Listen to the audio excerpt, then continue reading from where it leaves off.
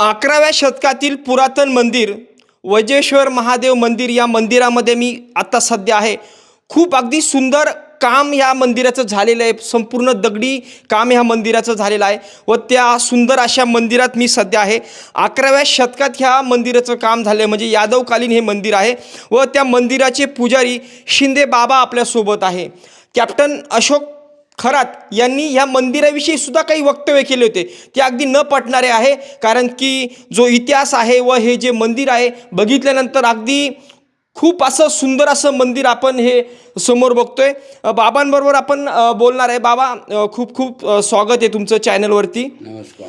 बाबा, मंदिराचा सर्वप्रथम जो इतिहास आहे, मंदिर बघितल्यानंतर खूपच आनंद झाला हे मंदिर बघून, कारण की 11व्या शतकात तुम्ही बोलले की याचं यादवकालीन हे काम झालं आहे. संपूर्ण दगडात याचं काम अगदी सुंदर असं काम आहे. बाबा, काय सांगणार या मंदिराविषयी? पहिल्यांदा मंदिराविषयी माहिती सांगा. आमचे हे मंदिर यादवकालीन मंदिर आहे. हे इसवी सन 11व्या शतकातील, म्हणजे आता कमीत कमी 1000 वर्ष झाले ह्या मंदिराला. आणि ह्या मंदिराचं बांधकाम त्याच्यानंतर महाराजांच्या वेळेस, शिवाजी महाराजांच्या वेळेस हा बाहेरील कोट झालेला आहे. म्हणजे कोटसुद्धा 300 वर्षाचा आहे. आणि मंदिर तर आता 11व्या शतकातील, म्हणजे 1000 वर्ष झाली आहे. अशा मंदिराच्या विषयी कॅप्टन खरात इथं आमच्या गावकऱ्यांसोबत आले होते दर्शनाला आल्यानंतर मग आता त्यांच्याकडं ते अंकशास्त्राचं, गणित आणि ज्योतिषशास्त्र असल्यामुळे त्यांनी ह्या मंदिराचं मोबाईलमध्ये काहीतरी पाहिलं आणि गावकऱ्यांना सांगितलं की ह्या मंदिरात ऊर्जा राहिली नाही, देवत्व राहिलं नाही, काय नाही. इथं आता 0 आहे, -50 काय त्यांच्या याच्यामध्ये सांगितलं संख्यामध्ये. आणि परंतु आमच्या गावकऱ्यांना ह्या गोष्टी काही पसंत पडल्या नाही. त्यांनी ताबडतोब काढता पाय घेतला आणि परत घराची गाठसुद्धा घेतली नाही, बरं का.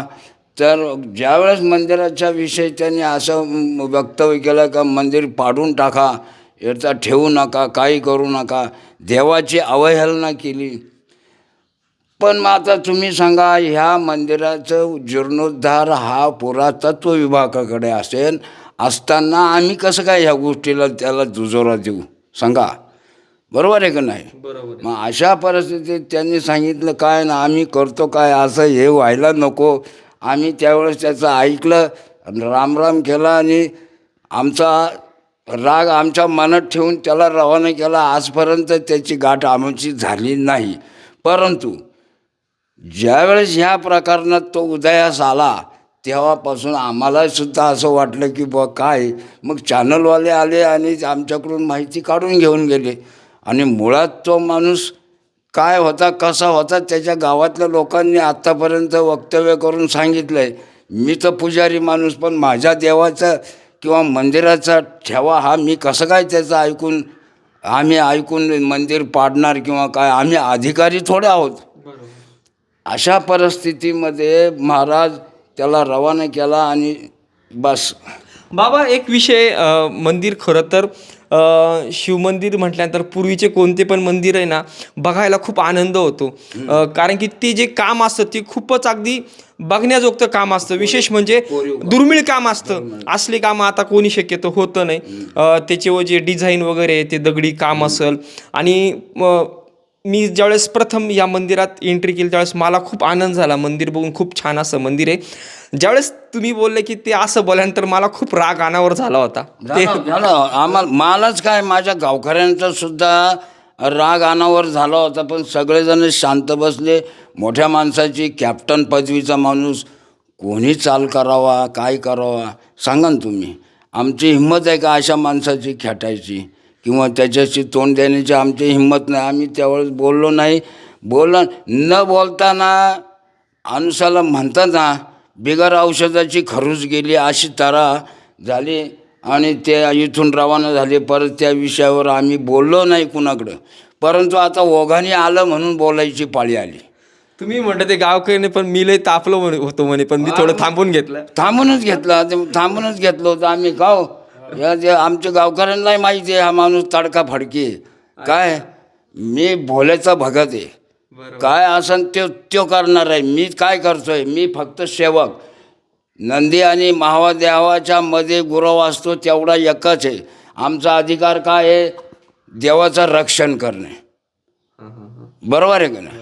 आणि मग याच्या उपरांत तो जर असं म्हणल्यावर आमचा पारा जागेवर राहील का? बाबा खरं तर हे जुनं जे असे मंदिर आहे याला जपलं पाहिजे, याची जडणघडण अजून नव्याने काही करता आला तर केलं पाहिजे. कारण की आपण बघतोय बघा, अशा परिस्थिती याचा जीर्णोद्धार होणार आहे, पाठपुरावा चालू आहे.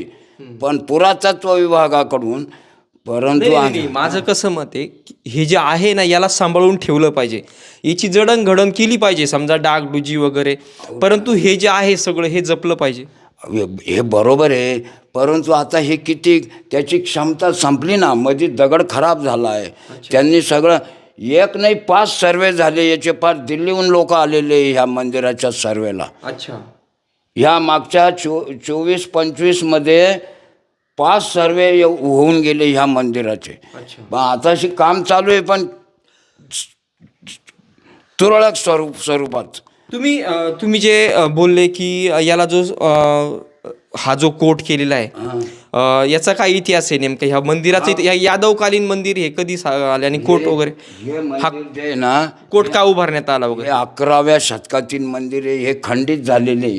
याच्यानंतर मग शिवाजी महाराजांच्या काळामध्ये ह्या मंदिराची डागडुजी करून शिवाय हा कोटसुद्धा महाराजांच्या वेळेस झालेला आहे. म्हणजे ह्या कोटाला सुद्धा 200-300 वर्ष झाले. तो विषय तुम्ही बोलते का मुस्लिमांचे आक्रमण वगैरे? आक्रमण झालेलं आहे. मुस्लिमांचं आक्रमण झाल्याशिवाय मंदिराचं एवढं उद्ध्वस्त होत असतं का? मला सांगा ना तुम्ही. का आपण घरी पाडतोय मंदिर? पहिले आक्रमण मोगल साम्राज्य यादवकालीन मंदिर आहे. त्याच्यानंतर मोगलांचं साम्राज्य आलं. मोगलांनंतर मग आपली शिवाजी महाराजांचं सत्ता आली इथे. म्हणजे सांगा, मराठ्यांची सत्ता याला 16व्या शतकामध्ये, आणि हे 12व्या-11व्या शतकापर्यंत तर यादवांची सत्ता होती या भारतभूमीवर. होती का नाही? आणि मग त्याच्यानंतर मोगल आले किंवा त्याच्या अगोदर आले असतील, पण मोगल त्या बाजूला राहिले. इथपर्यंत ते आलेच नाही. इथं ज्यावेळेस आले त्यांनी विध्वंस केला होता मंदिरांचा सगळ्या. त्याच्यामुळे मग त्यामुळं घुमट बदलला, सगळं बदललं गेलं. काय आता जे आहे ते बरं समजायचं. आपलं फक्त देवाची सेवा करणं एवढं आमचं काम. आक्षेप आम्हाला काय कोणाशी घ्यायचा नाही. यांनी केलं आणि त्यांनी केलं असं नाही. जे आहे ते देवाच्या कृपेने होतं आहे, होणार.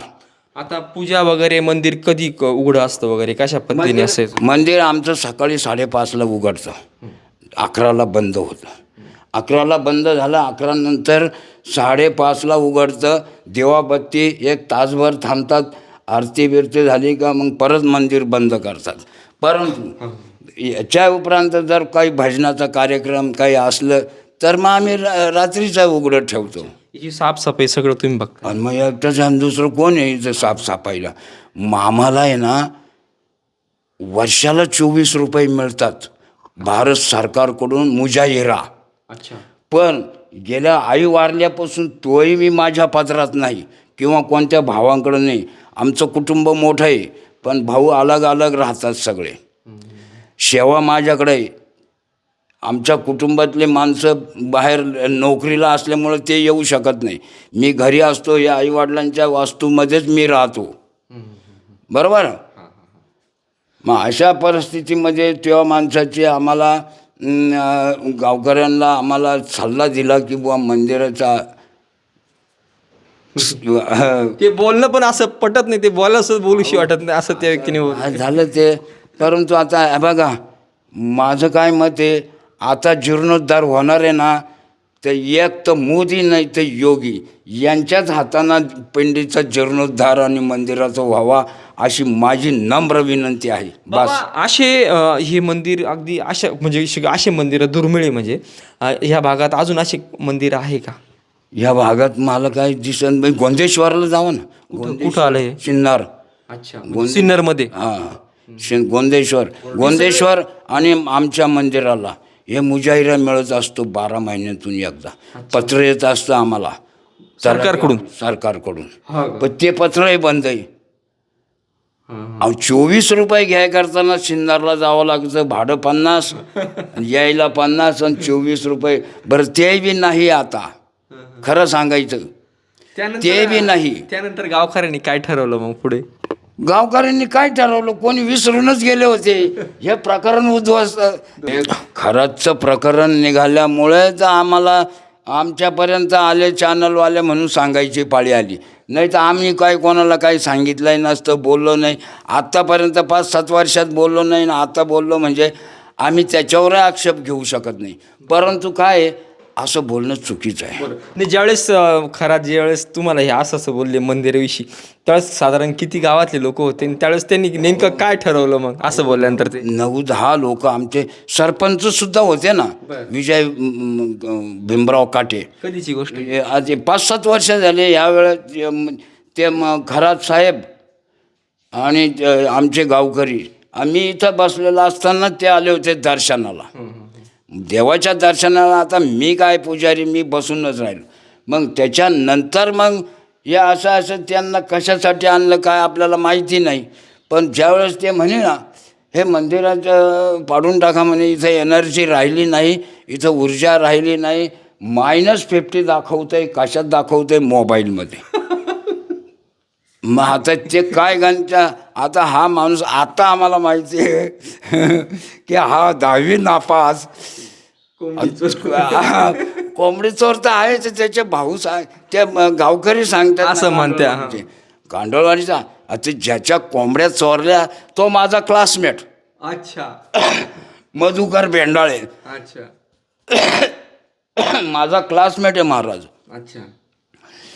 आता त्याचे अनेक कारनामे पहिले.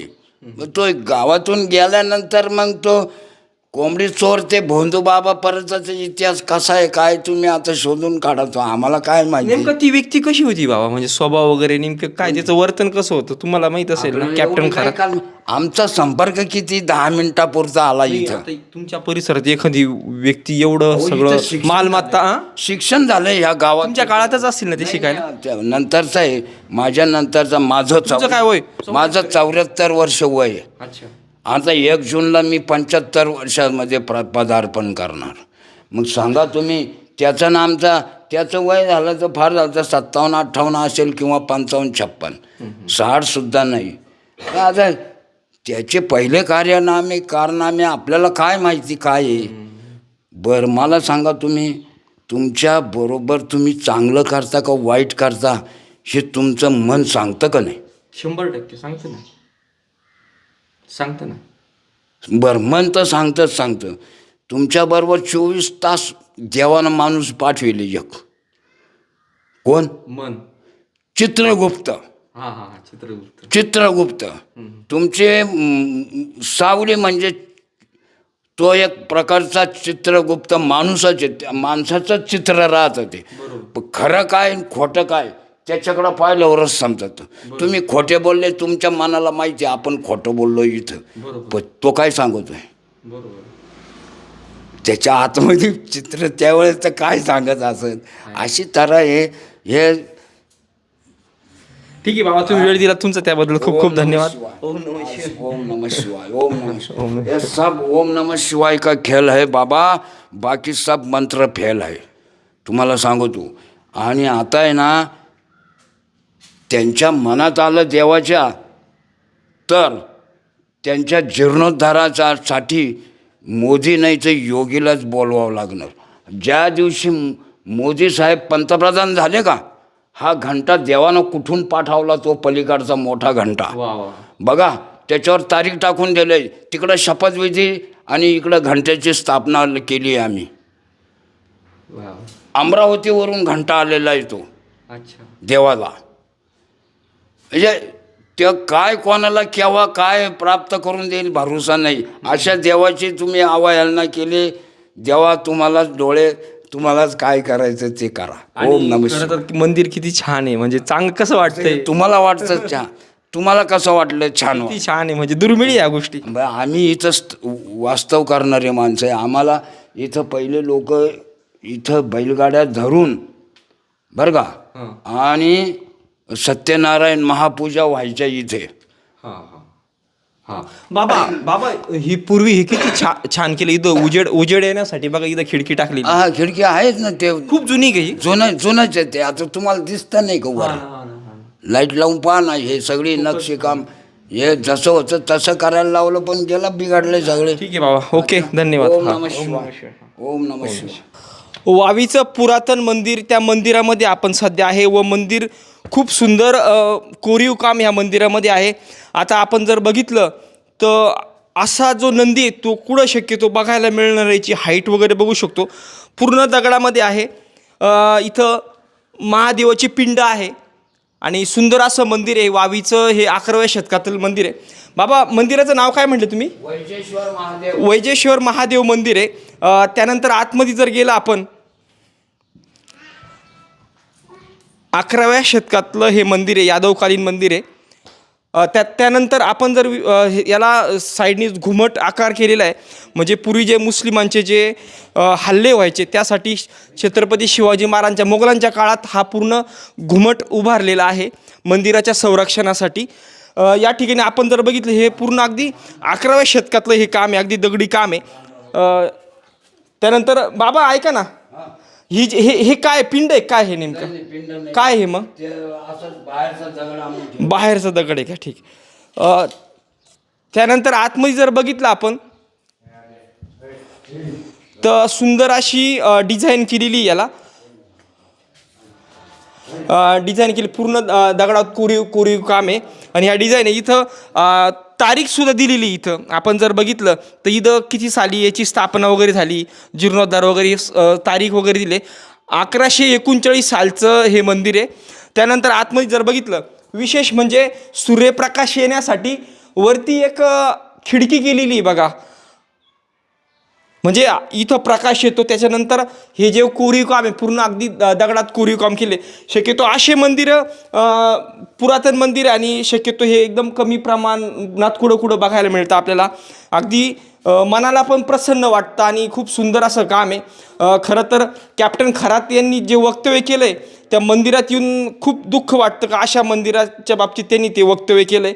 आतमध्ये जर आपण जर बघितलं तर हे सुंदर असं मंदिर आहे ना, पूर्ण दगड आहे. म्हणजे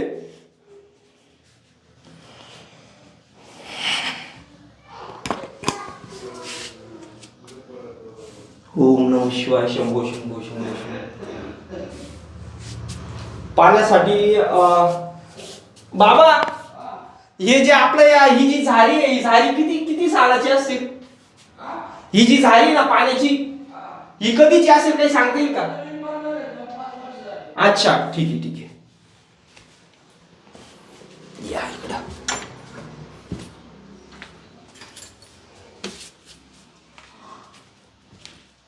आणि विशेष म्हणजे सगळं वरती सागाचं आहे इकडे.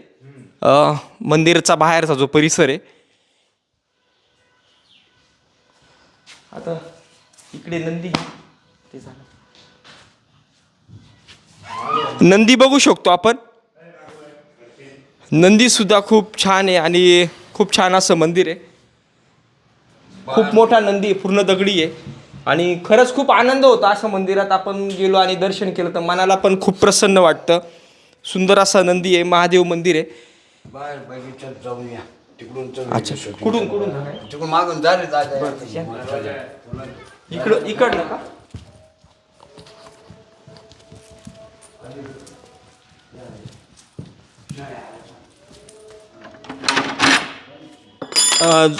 जुन्या प्रकारचं सगळं हे आहे सगळं आणि बाहेर पण खूप छान आहे. आता मंदिरातून मागच्या साईडला ही खिडकी आहे बाहेर जाण्यासाठी. या दादा इकडे या. छान असं इथं बगीचा केलेला आहे, झाडं वगैरे. आणि हे मागून जर आपण जर मंदिर बघितलं तर खूप छान असं मंदिर आहे.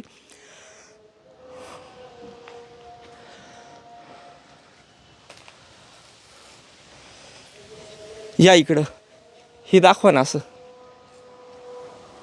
खालची साईड.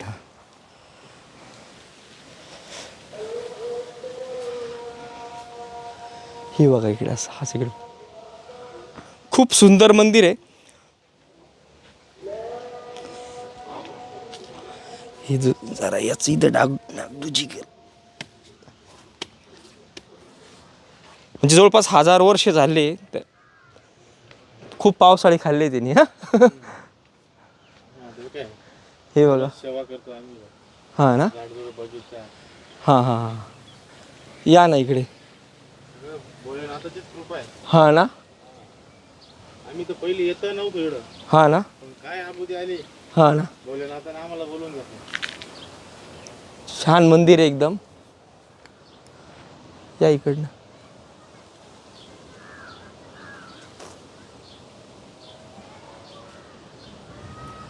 डिझाईन बघा, म्हणजे खूपच किती छान डिझाईन पण आहे. इकडे झाडं वगैरे लावलेली.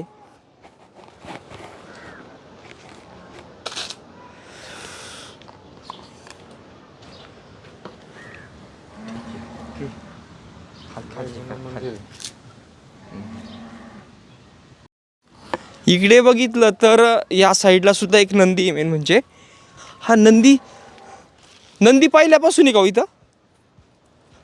का हा नंदी पहिल्यापासून आहे की इथं? पण आम्ही आता लहान तर मोठं झालं तसं बाबांना विचारू ना. या